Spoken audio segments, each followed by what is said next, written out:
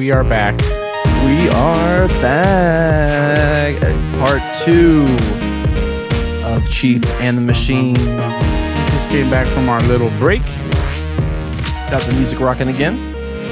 Let's dance it out for a second. Awesome. Okay, so the first topic we want to get back into, and we had a little bit of a refresher during the break, is something in the YouTube community that's going around, and it concerns the Coleco Vision. And it's sorry, not the Coleco Vision. It's splitting the community in half. Coleco Chameleon. Yeah, the Coleco Chameleon. There's two sides to the story. Well, there's only one side actually, but there's many sides to the story, I think. But there's two that are taking place right now. There's Gamster81. Yeah, and Pat. And there's Pat's podcast, Pat and Ian's CU podcast, Completely Unnecessary podcast. And so I was completely oblivious to this up until a couple of days ago, until I started seeing a whole bunch of like stuff on Gamester, where like a Gamester Appreciation Day, and I'm like, what's going on? I wasn't up to date. And then when I finally got caught up to date, I'm like, huh. Well, I called you. Right. And I was like, dude, what is going on? Because I didn't know either. And we kind of talked about it, and then we did our research. Yeah, I started watching videos, and I watched Gamster's video, and I watched what he was talking about on Pat, and God, there's so much controversy going on right now with the Coleco Chameleon. That's right. Which, as of this point, pulled their name from the project. And so let's give the listener a 30-second, completely, necessary, not completely unnecessary intros for this. So it has, it was a Kickstarter, Indiegogo. Which was it? It was Kickstarter. Okay. And so Gamester81 jumped on board this. He backed it. He was an investor. He invested in the Coleco Chameleon. He also has his game company right now that produces old, some new SNES games, new NES games. He does games. Yeah. And so, I've been a big backer of Gamester for a long time. I actually bought his ColecoVision game. I have like number 7 or something signed. So I definitely back Gamester, but I also back Pat. And so we're kind of going to take a neutral stance and just kind of explain everything for y'all. So apparently the thing that he backed was a system that was going to play... I don't know. It was going to play I don't know the main detail. It was going to play SNES games, but also play that's what it was ColecoVision games. At the Toy Fair, it was set up to play Super Nintendo games because they stripped a SNES Junior and they stuck it inside of a Jaguar shell. That's the controversy right there. Right. But see, they were trying to get a prototype out there. It didn't need to work. They just needed to show people they had something, and they weren't at that point yet where they had something solid. So they just needed to come up with something, and they put that in display at the Toy Fair, and that's what they got. And it got dismantled literally right away. As soon as people started seeing pictures of this thing, it started getting chastised. I mean, it was like, whoa. Yeah, so the Pitchforks and Fire came out for it.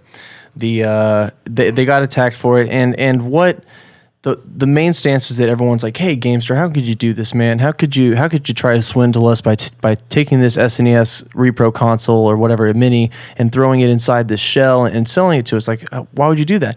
And Gamster's stance is like, bro, I didn't know. I had nothing to do with this. I'm an investor, and you know what? That's the premise, okay? That's what he says. I'm going to take the stance for Gamester of an investor. So when you invest in Apple, okay, he may be closer than I would be to Apple with his investment into this machine, but I don't know what they're making. I don't know the insides of an iPhone. If all of a sudden someone's like, oh, blah, blah, the inside of an iPhone is blah, blah, Chase, why did you invest in that? Or why did everybody invest in that? As an investor, you're looking for a return. You're looking for as a business partner. You may not know all the schematics. Could there be more room for questioning? Maybe.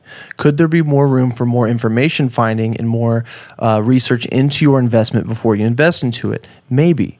And so we don't know. I don't know these concrete answers for him in his situation. But given the information he gave us through the video and what he probably had when he made these decisions, he made the best judgment with the information he had, and he went with his investment, and it turned out to be a dramatic debacle. Yes, something. Well, in Gamster's defense, he went into it with the notion that he was going to make games for this. That's his right. That backing. was his He portion. has nothing to do with the prototypes, structure. the how it's going to be built, the software that's on. He GUI. doesn't know nothing. Right. His only role was, I'm going to make games for this. I'm a game company. I'm going to make games for this new console. So the person that's his role. It's not like he was sitting in on the schematics, putting in his 2 cents. That wasn't Gamester, and a lot of people pegged that on him. Like, hey man, you were a part of this, right. Like you made decisions. Yeah, in making this thing. No, so he didn't. If that's true and he didn't, then he's he shouldn't be blamed for this. And it's sad because he's already gotten attacked. But if his name could be cleared and corrected from this, then it should be. And the person who decided to try to dupe one over on the community should But as of right now, the project, everything that I feel is bad for Gamester, man. The Coleco Chameleon. Yeah. As of right now, it does not even exist anymore. Yeah, they took it down. The whole project has been completely scrapped. And so what this has turned into is much more than just, how is this run it? Oh, it's on this. Oh, we're not going to buy it. It's turned into the drama between these two YouTube friends. Right. And so really that's where we kind of step in with some information that we have just from background. Like we know them both. Right. So, I mean, I don't know that either one of them personally. I've met Pat a few times at a convention. I've never met Gamester, but I've backed both of them. I've bought their DVDs. I've bought their games. And so I have a little bit of an opinion both ways, and I see both sides. I do. I see both sides. I see the attack. I see the heat and the emotion that Ian and Pat portrayed in their podcast, which is what Gamester was so hurt by and kind of passionate about, saying, hey, man, like, you didn't know my part before you kind of tore the information up. And not tore it up, but, told it to people. And so that's the tough thing to see is that and Gamester was posting videos like, yo, dude, like let's like back in the day when we did videos to collaborate together, like we're not supposed to be against each other, right? And so Pat and Ian took the position of podcasters taking information and trying to distribute it properly and analyze it and give an opinion on it, which is what they did, and it affected a personal thing. And even though all this is going on in the video, Gamester81 still says like, hey, I'm still inviting this guy to my expo. If he still wants to come, that option is all open, And like both parties antagonized both parties, right? A little bit. They brought it up a little bit, so that it's hard to say. And I certainly, and you don't certainly want any drama or blame from any of this. We just want to peek our head in and say, here's our opinion. And being part of the community, it's sad to see two cool groups. They're awesome friends. I don't like to see this, man. Like the same thing with what happened with I'm going to bring up some old blood here with the completionist and Greg. Yeah, I hated to see that, man, because I hung out with them together, partied SGC with both of them side by side, and then the next year they were gone.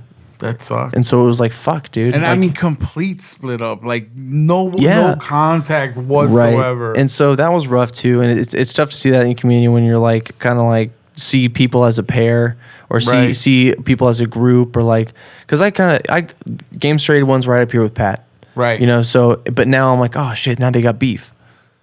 That sucks. It does. Because I don't like beef, so. And it's going to be awkward. The beef-free zone. Because I go to these conventions with them both.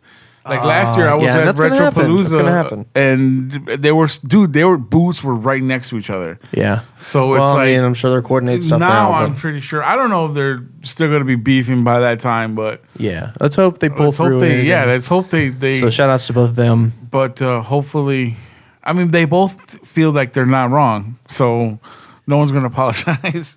They'll figure it out. I don't know what's going on. Hopefully, they'll figure it out.